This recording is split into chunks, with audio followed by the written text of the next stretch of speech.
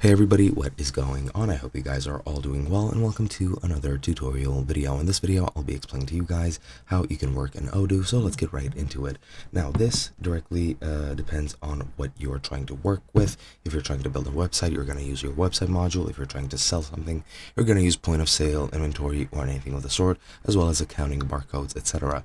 Now, I'll just use the example of point of sale. So for example, if you're selling something, you need to install the point of sale module while setting up the database or through the apps menu, and the inventory as well if you're selling physical items. So for example, let's go to point of sale, and everything starts with products. So just go into products, click products again, and you can click new to add another sort of product. So for example, I'll add a service in this case. So let's say I don't know, catering. I'm gonna put it as a service. Create on order. You can create a task.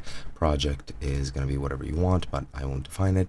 Invoicing policy, prepaid and fixed price, or based on delivered quantity, which is manual. I'd recommend prepaid.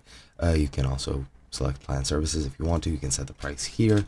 So for example, like this, and the cost is gonna be 50. This is going to be a food category. Reference is going to be empty. You can set up other sales information as well as accounting information. But once you're done with that, you just click save, and now you have your product. This product can be showcased on your website page if you create it through your website module, and then you can showcase your services, and then people will begin to order and you can start working. And that is pretty much all there is to it. Hope you guys enjoyed, and I'll be seeing you guys in another video.